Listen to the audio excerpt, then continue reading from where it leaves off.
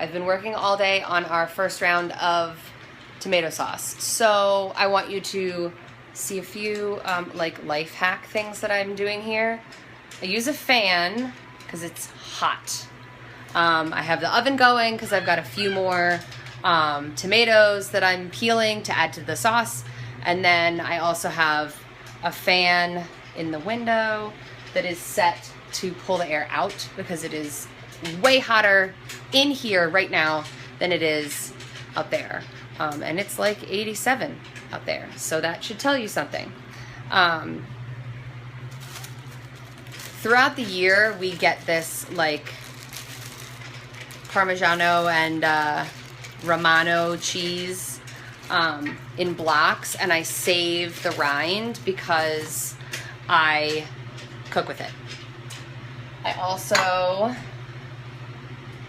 this time I chose a cabbie. Once I've got my sauce, as we saw last time, I throw it in here. I prefer the slow cooker because it doesn't make the kitchen as hot and because I can leave it on overnight, and I like to let it simmer for like a day or two before I even bother canning it at all. I also use a food processor, like one of those handheld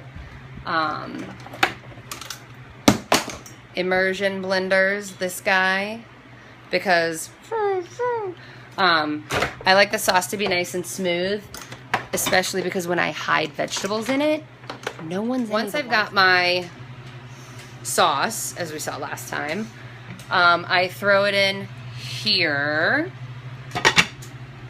I prefer the slow cooker because it doesn't make the kitchen as hot and because I can leave it on overnight, and I like to let it simmer for like a day or two before I even bother canning it at all.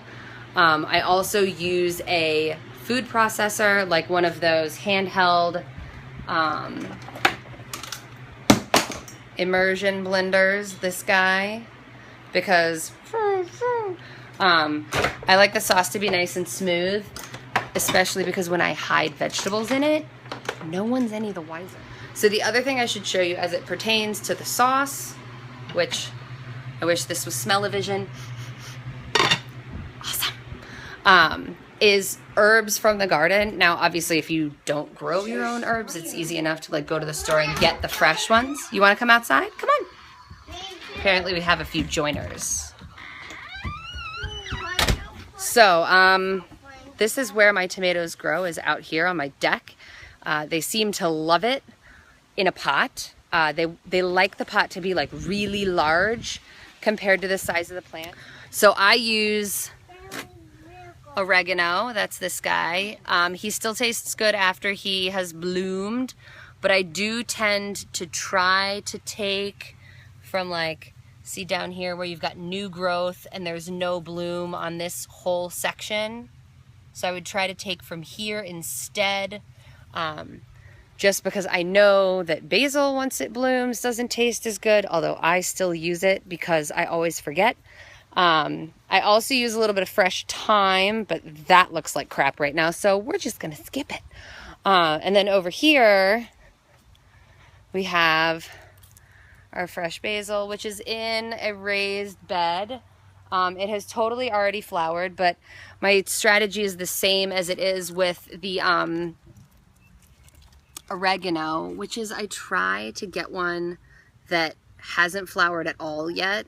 So at least that stem, whatever impact the flowering has on the plant, is not changing that particular leaf.